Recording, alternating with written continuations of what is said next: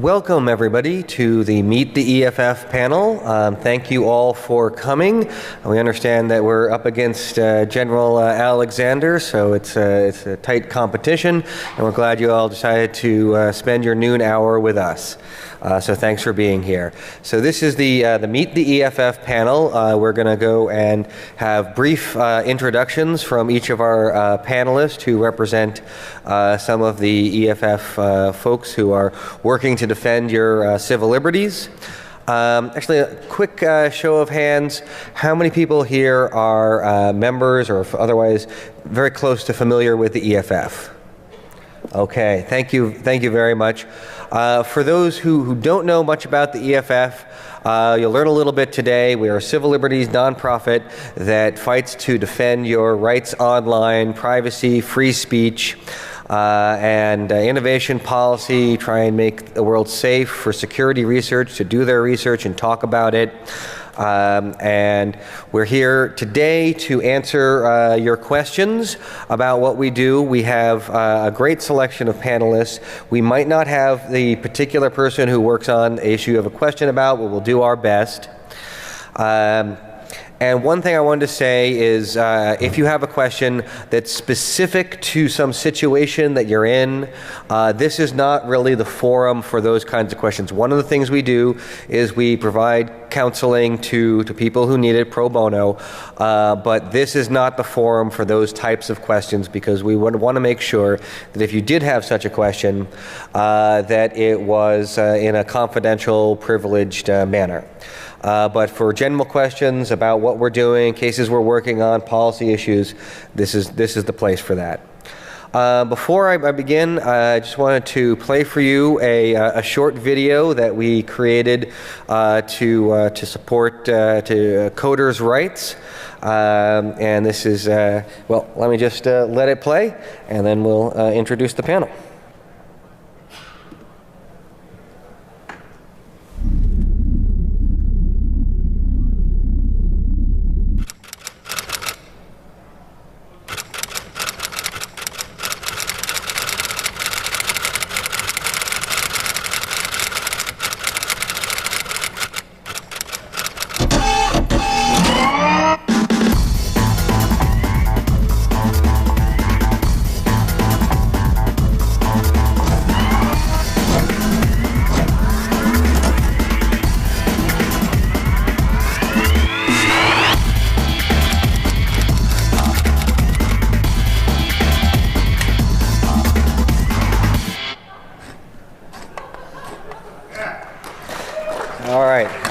Thank you. The production quality is, I understand, not very high, but that's because when you donate to EFF, your money is going mostly to programs and not to video production quality.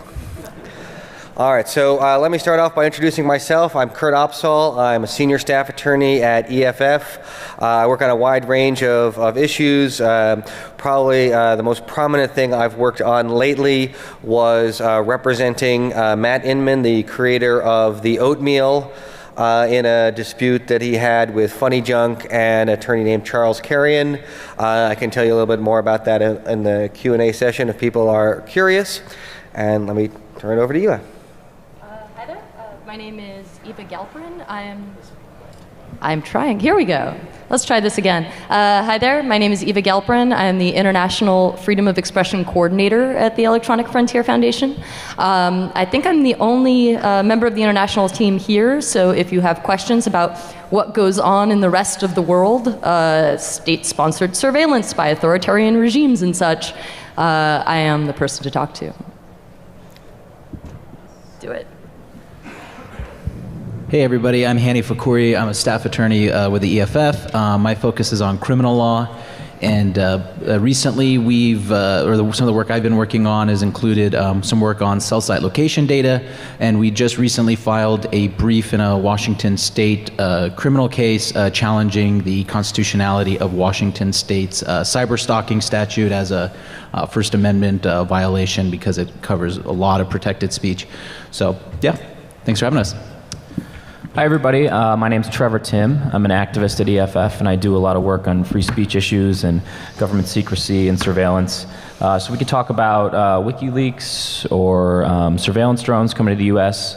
And given that General Alexander is in the next room, we can also talk about our NSA warrantless wiretapping lawsuit that's been going on for 6 years. And just a reminder that actually just a week ago today, the NSA admitted for the first time that they violated the Constitution in a letter to Senator Ron Wyden. So we can talk about that too. I'm Peter Eckersley. I'm Technology Projects Director. I work on a range of issues from a computer sciencey sort of perspective. The big ambitious thing that our team is working on over the next 3 or 5 years is encrypting the entire web. And we have a few projects that are helping to do that, and we've got a few more in the pipeline. HTTPS Everywhere, the SSL Observatory, Sovereign Keys. So if you have questions about encryption or EFF software projects more generally, you can ask them. Hey there. My name is Marcia Hoffman. I'm a senior staff attorney at EFF. I work on the civil liberties team, and I consider myself kind of a generalist. I work on privacy, free speech issues. Our Coders' Rights project, which works to ensure that security researchers can do the awesome cutting-edge work that they do without running afoul of the law. A couple of things that I've worked on recently include our requests to the Copyright Office to grant exemptions to the Digital Millennium Copyright Act to make sure that people can legally jailbreak phones and tablets and video game consoles.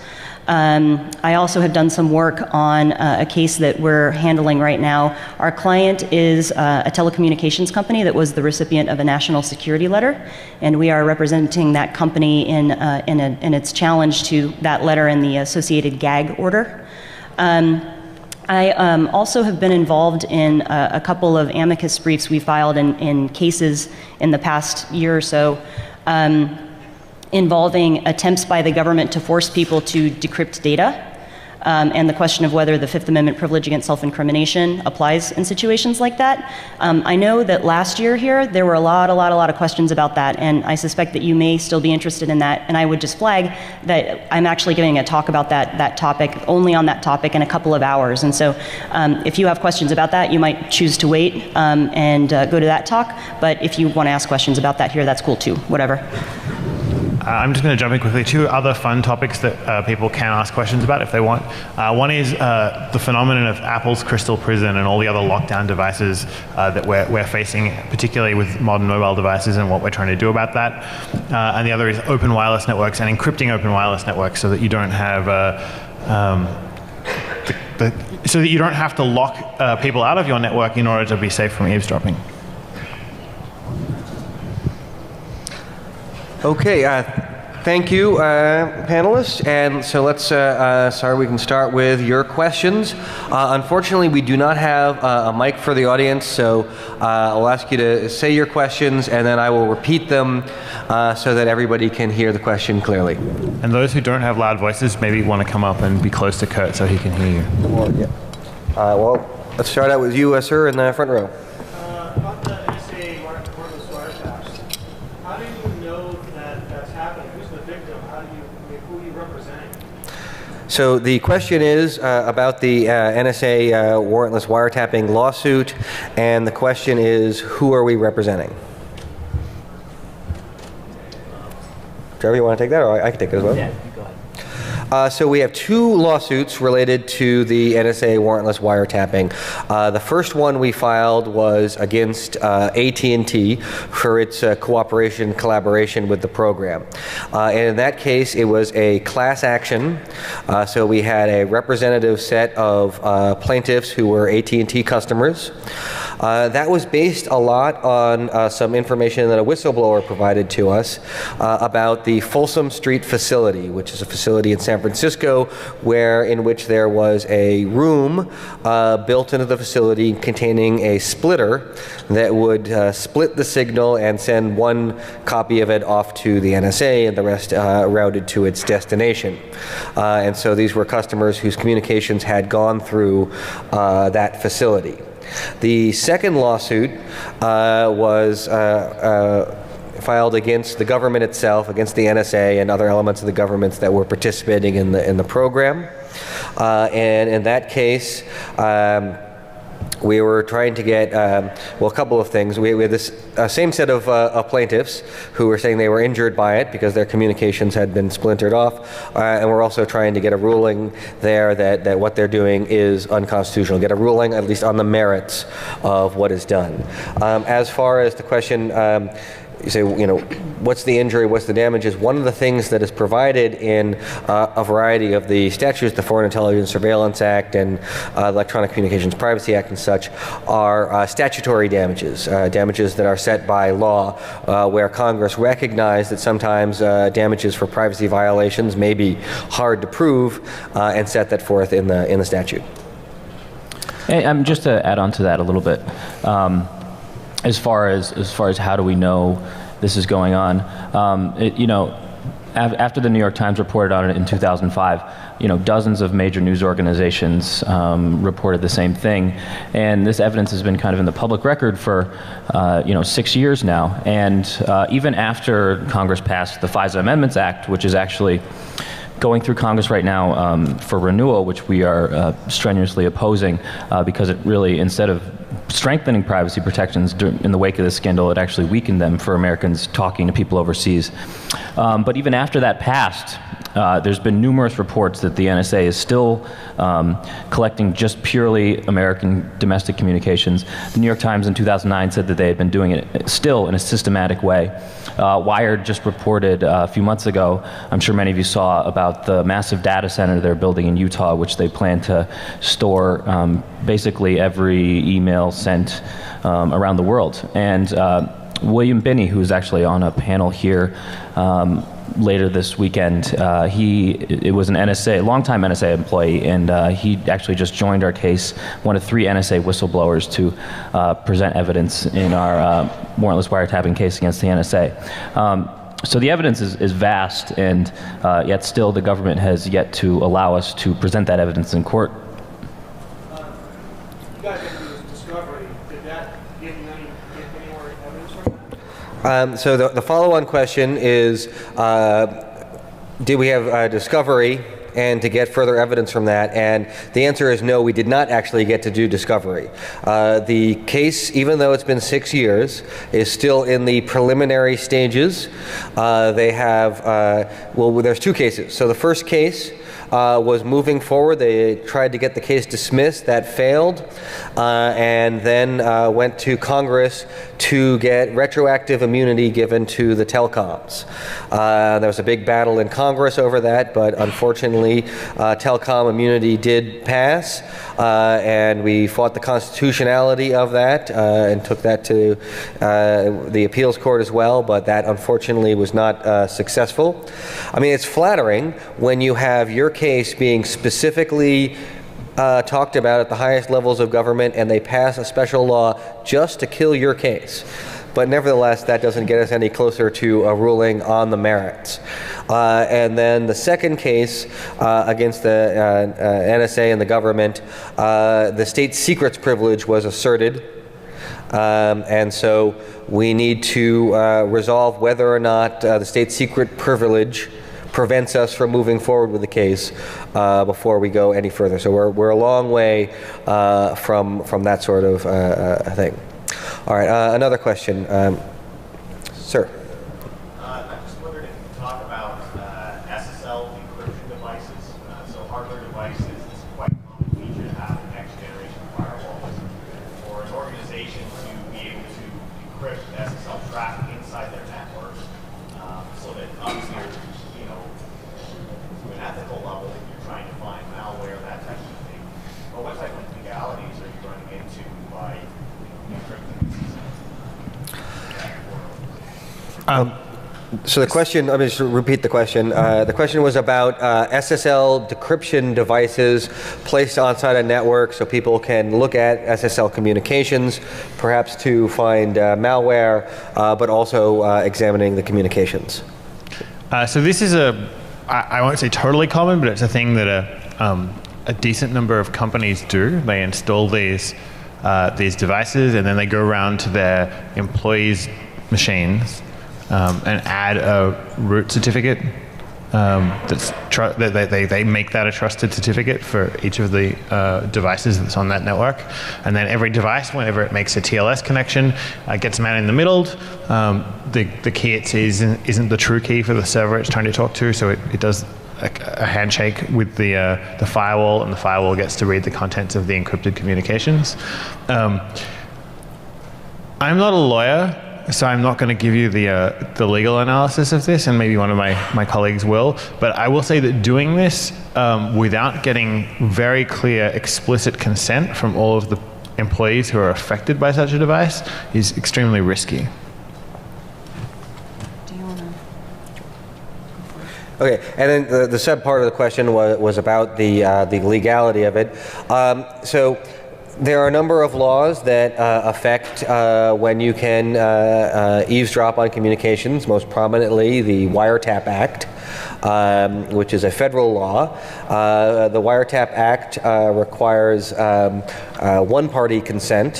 However, a lot of state laws require all-party consent, and so one would certainly be wise, as Peter is suggesting, to get consent of all parties to a communication before intercepting it. There's also a provider exception that allows a provider to do things to protect their networks, but that would have to be that for someone who is a provider of it. So, I mean, I hate to say it, it's often the case with these sort of legal questions, but it depends, and check with counsel is probably the best answer. I'll take another question. Sir. So, some of these issues like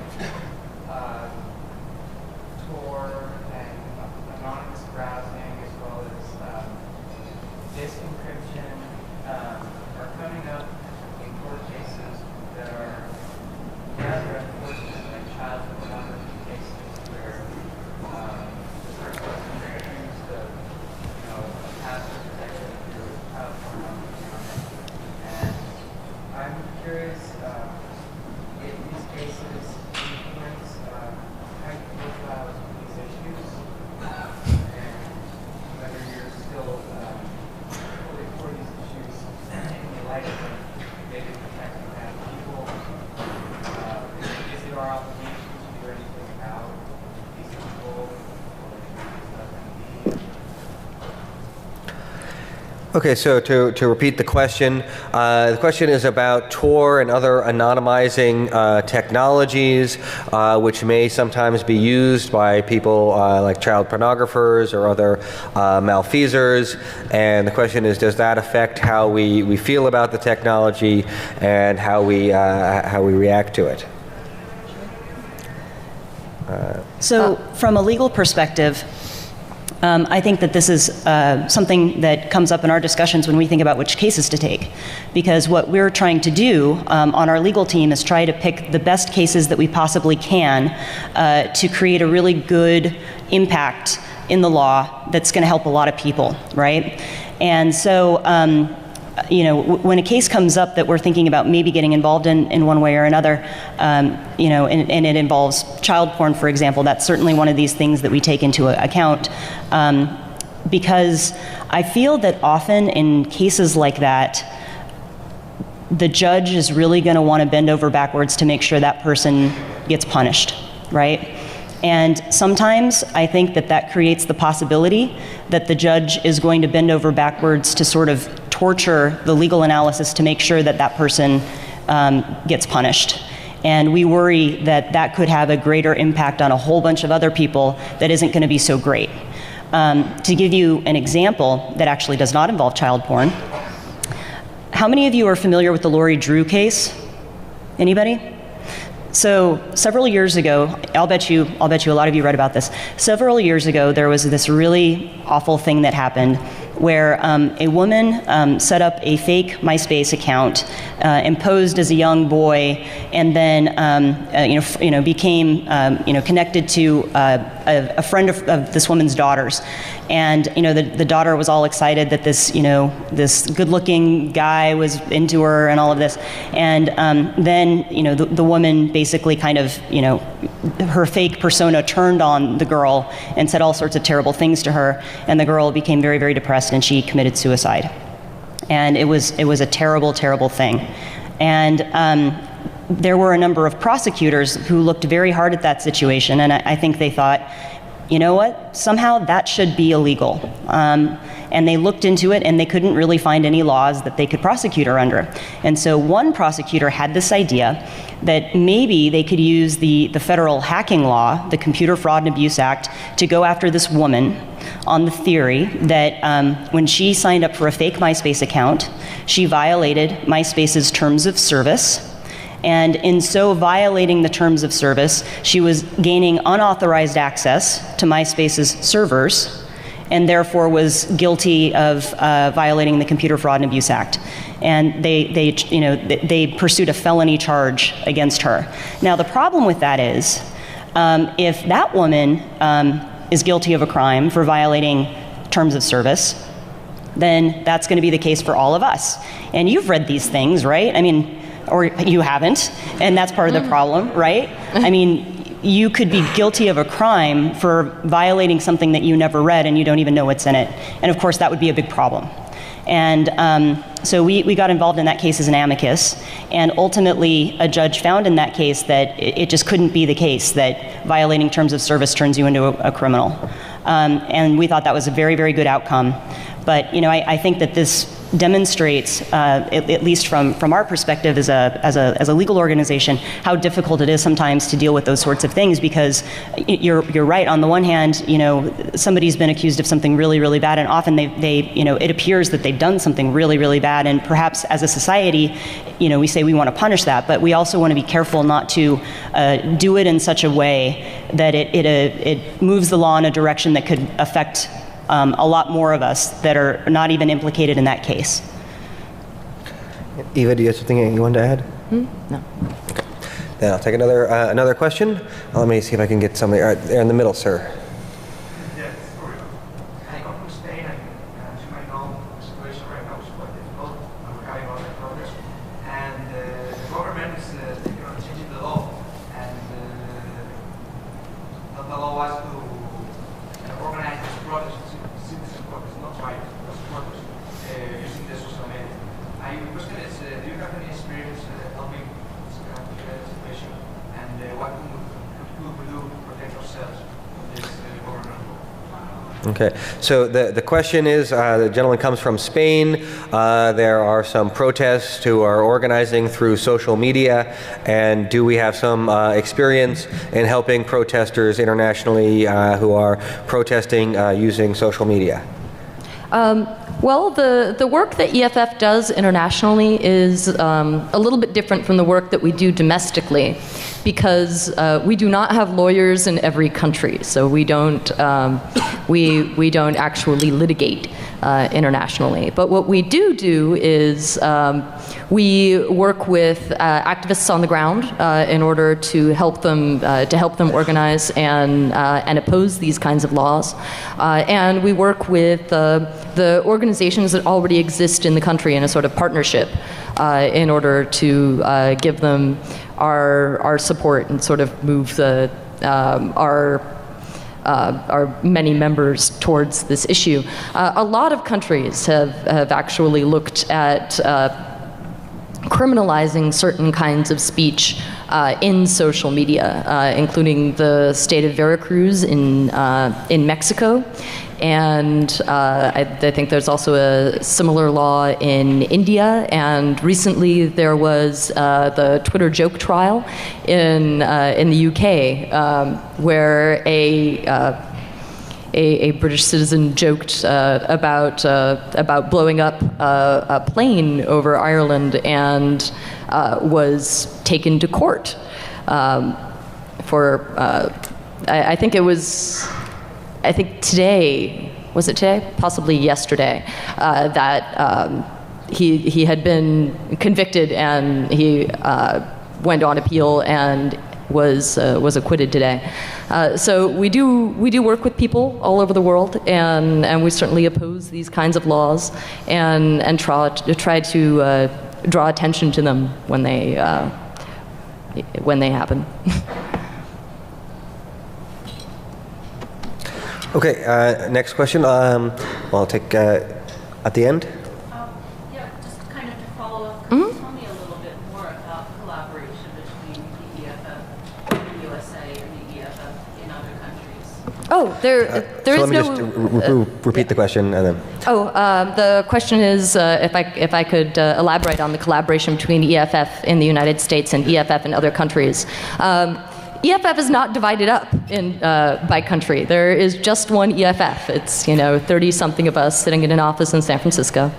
But our reach is international because the internet is international. What we do is we collaborate with other organizations such as the Online Rights Group in the UK. We work with Nawat in Tunisia. We work with an organization called Global Voices, which helps to give voice to bloggers all over the world and sort of highlight times when they're in danger for things that they say online. We've worked with the Committee to Protect Journalists, and there are many sort of EFF-like organizations all over the world, and we try to encourage their formation and work with them to oppose bad laws in their countries. There are a few organizations called Electronic Frontiers, like there's Electronic Frontiers Finland, Electronic Frontiers Australia, and those are fellow travelers, but they are not directly affiliated. We don't have they're not branch offices. So I'll take another question. See, in the back there.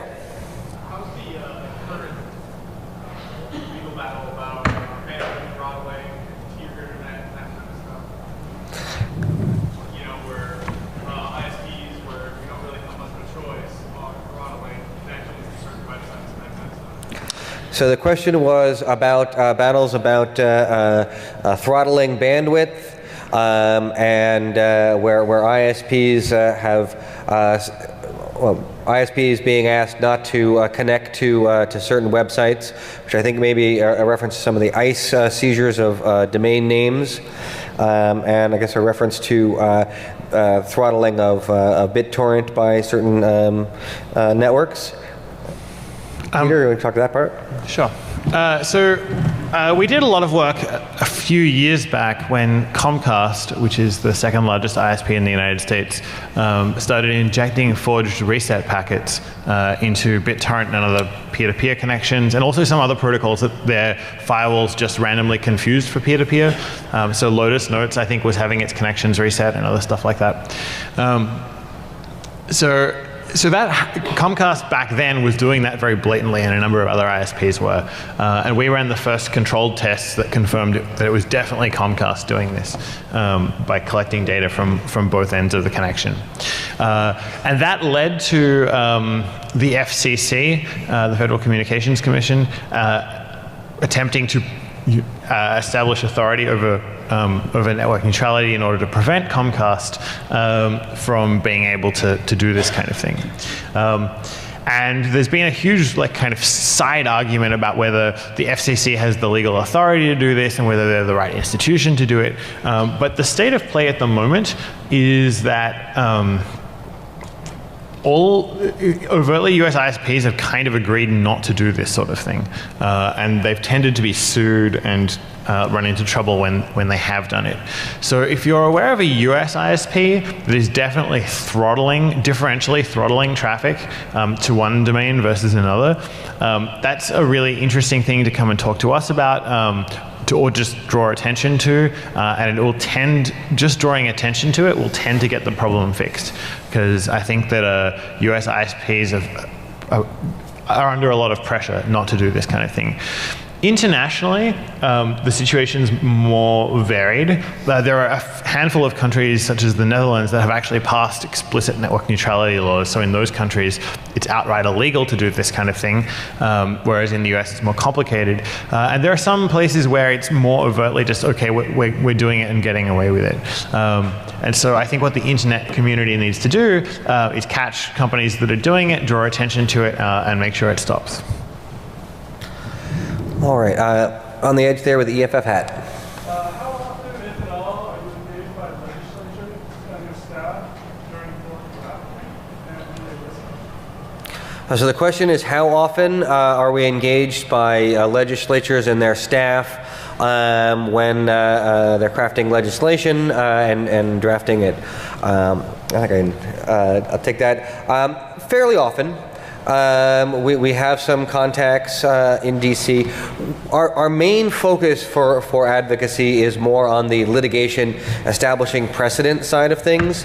But nevertheless, we have had some good communications with some people back in DC over the language of bills. Do they listen?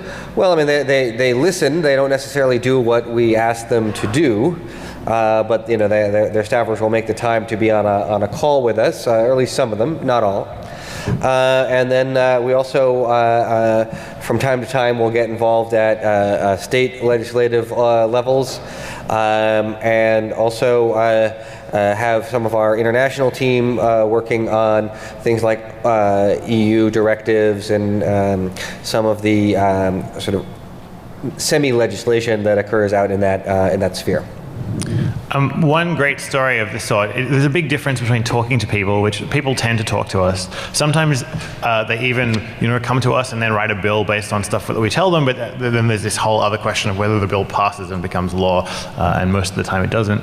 And then there are times when people in government and in Congress come to talk to us, but don't listen. So a good example of this was Quaker and SOPA and PIPA, the various internet blacklist bills, where they came to us and said, we need to censor websites in order to, they didn't say censor, we need to take down these websites in order to enforce copyright law. And we said, no, you don't, that's a terrible idea. You should definitely not do this. And they didn't listen to us. They continued to try and pass those bills. And so then we ended up basically with the giant political campaign that we and a number of other groups ran against SOPA and PIPA that culminated with Blacklist Day, and we won. So sometimes they don't listen to us, but we win anyway. Thank you. And thanks, I'm sure many of you were participants in the fight on SOPA, and I think it's worth calling out, and thanks for the claps there. That was a watershed moment in trying to put some sanity into what Congress did. One of the first times where Congress was really coming forward with a really bad bill, and they were being told by the content industry, this is fine. Everyone on the Hill was saying this is a done deal, and the only question is how bad is it going to be? And through massive grassroots support, it was turned around. So that was a really great thing. And it's important to point out that after SOPA and PIPA went down, they listened to us a lot more now. Sir, Ed, you had your hand up for a while? So what's the current state of encryption keys versus the Fifth Amendment? And what if I simply say, I forgot it? Okay. The question is, what is the current state of encryption keys and being asked to give up your password and the Fifth Amendment? So for those interested in this issue, I'm going to speak about this briefly, but I have an hour-long talk about this later this afternoon, and so I don't want to take I don't want to steal my own thunder here and have you all just not come because you're like, oh, okay, I got the deal then. 2 o'clock, right here. 2 o'clock. So this is a really interesting question.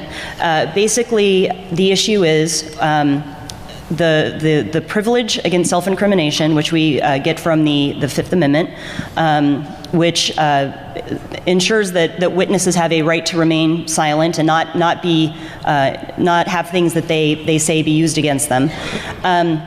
And how that how that affects attempts by the government to force people to disclose passwords or encryption passphrases, or simply compel them to decrypt data and then turn over a version that the government can then read and use. And there have been a couple of big cases on this in the past couple of years, and I think that the rule that we can see from this new precedent is that if you have a valid Fifth Amendment privilege, meaning the government is trying to force you to make a testimonial communication that would reveal things in your mind that would tend to incriminate you, you can have a valid privilege that keeps the government from forcing you to decrypt your data.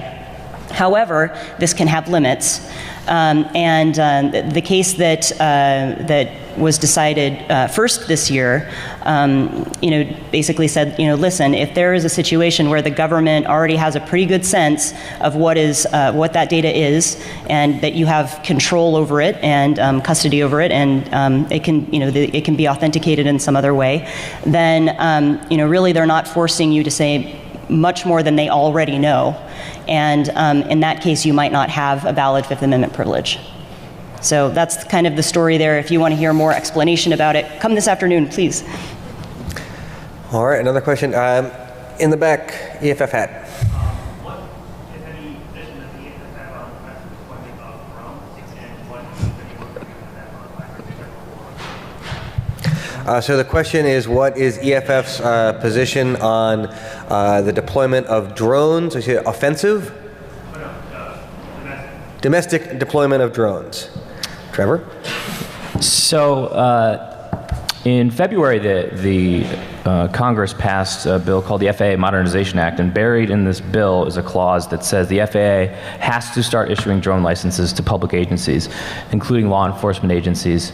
And the FAA itself estimates that by the end of the decade, there may be as many as 30,000 drones flying in the U.S. And so these drones aren't, going to be shooting missiles, but they will be able to do pretty much everything else that military drones are capable of, whether it's surveillance, flying for hours or days at a time. Some of the drones, the military drones can, scan entire cities, and alternatively, see the color of your shoelaces from a mile away. But they can also be equipped with facial recognition software, fake cell phone towers that can intercept text messages or phone calls, or crack Wi-Fi. Or a Texas sheriff even suggested that he wanted to put less lethal weapons, he called them, on drones, like rubber bullets and tasers for crowd control. So the dangers are kind of unprecedented, especially in the privacy area, where there aren't really laws that protect us against this type of surveillance. When you walk outside your home, you could potentially be followed by a drone for 24/7. So we've actually been working a lot in this area over the last 6 months. We filed a Freedom of Information Act lawsuit against the FAA. They were actually keeping who had the authorizations to fly drones secret, even though if you fly a manned aircraft, the FAA is actually very transparent. They tell you, who's flying it, what type of plane it is, and a lot of details about its how it operates.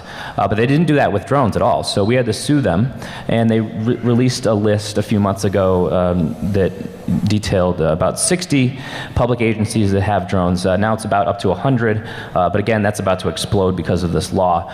So actually we're running because the FAA only really told us who was flying them, we don't know what they're using them for. So what we're doing now is we're running a campaign with an open government group called Muckrock, and you can go to their website at muckrock.com, and we're trying to file a public records request with every police agency in the US that either has a drone authorization or wants to get one.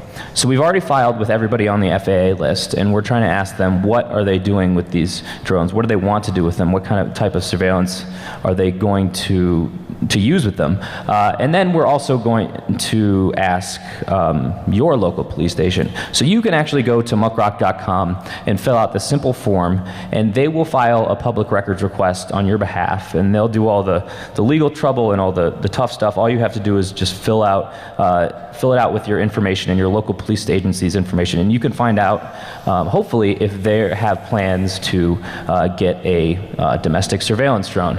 And so once that we gather enough information in that regard, we hope to take this information and take it to local city councils or municipal governments or state governments or even Congress so they can pass legislation that can really set up, robust privacy safeguards. So if drones are being used to follow somebody, that they have a warrant first.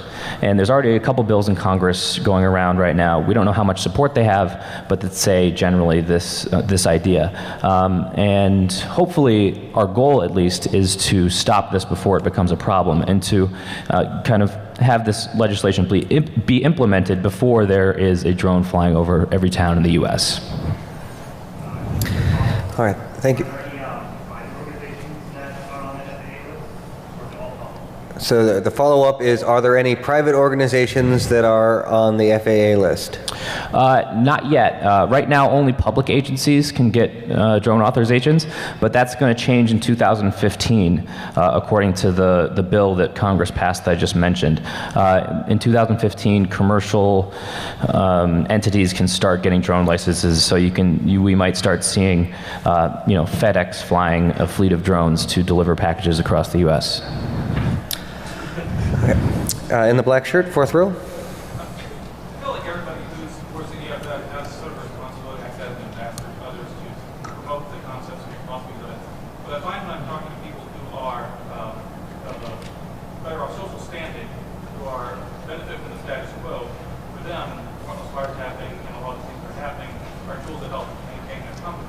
How do we engage them and appeal to their personal interests in supporting the objective of the EFF?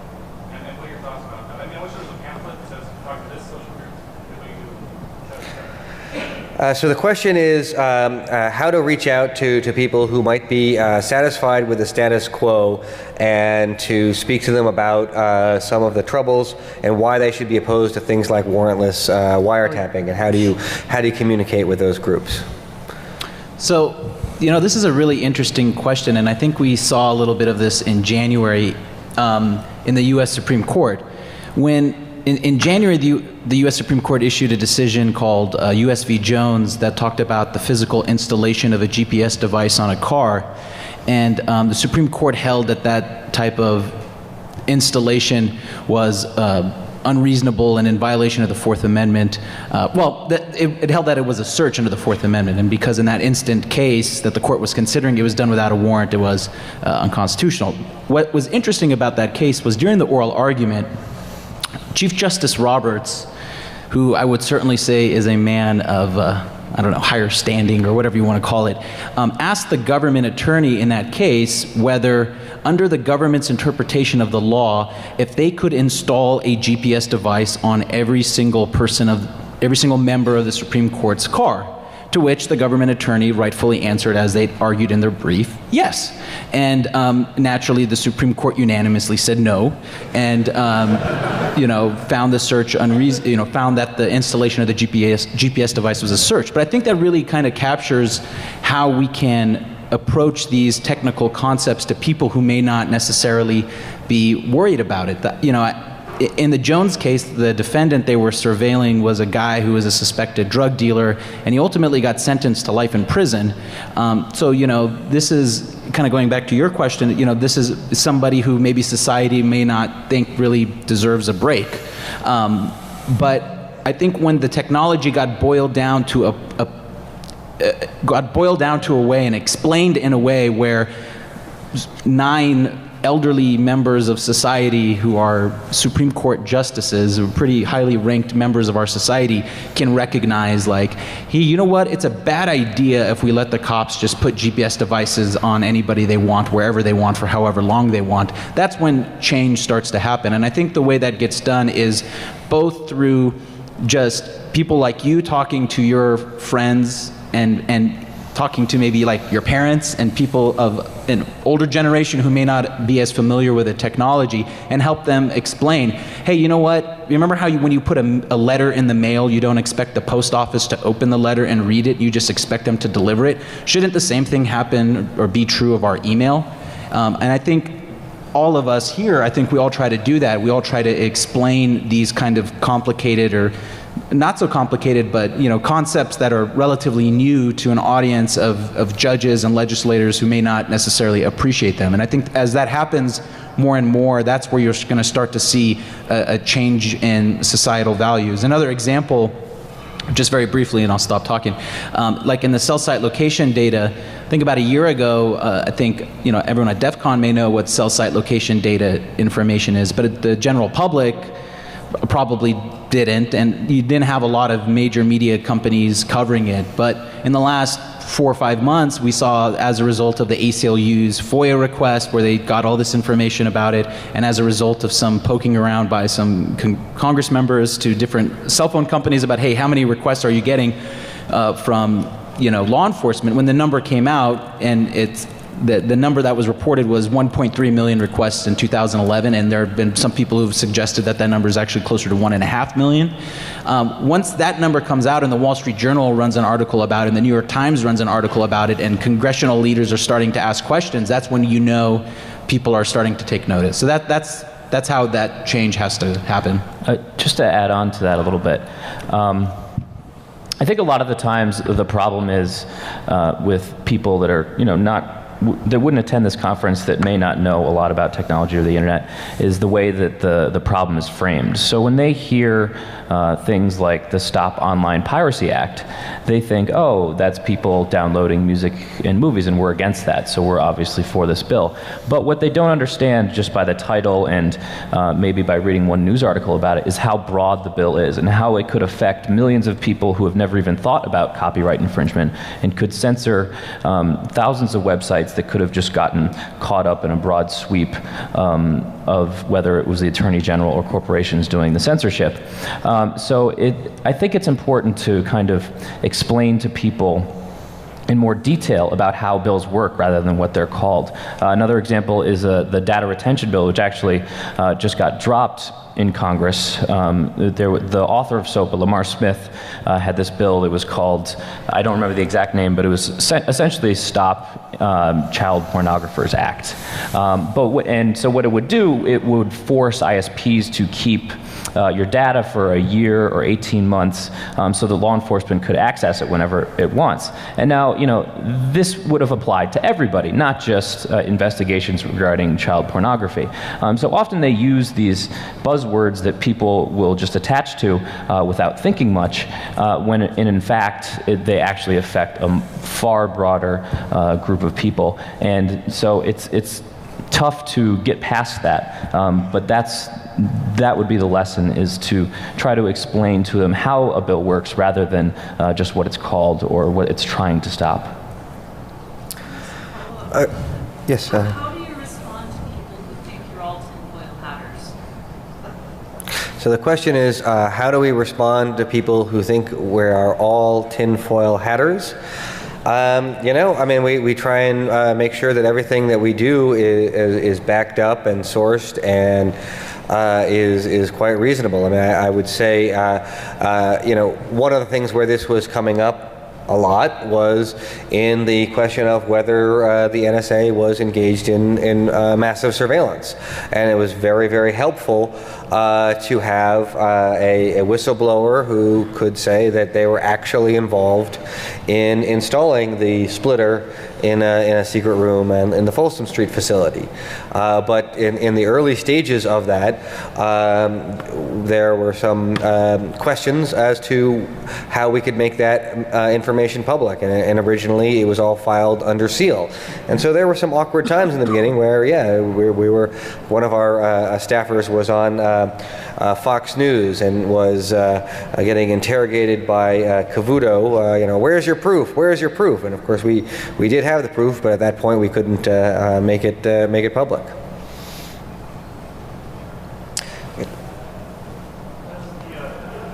Ever experience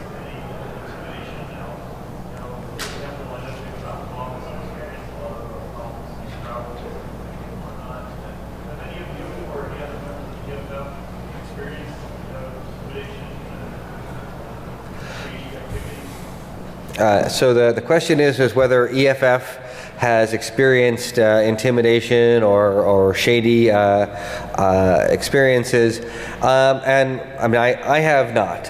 You know, I've not had any particular screening problems at the TSA or strange vans outside my house or anything like that. But I guess is anyone? I've never experienced anything like that, and in fact, I tend to think that just maybe logically, maybe we're even more protected from that kind of thing than other people, because if anybody did intimidate us or try to make us feel uncomfortable, I think that would be a really big press story, most likely. And so I tend to not have worries like that, largely because I work at EFF. So I was just given the 1 minute warning, so we're going to halt the questions from now, but they will continue in the Q&A session, which I believe is across the hall in a small room setting. So if you have further questions, you can come there. We'll also be around for the rest of the weekend. We have a booth over in the vendor area where many of us will come by to hang out. There's also another booth over at the Hackers with Guns shooting game, so you can support EFF, shoot guns, and see us at the booth there. So we hope to see you all around the conference for the rest of the weekend. And thank you so much for coming. It's been wonderful. We're doing this for 8 years. Thank you.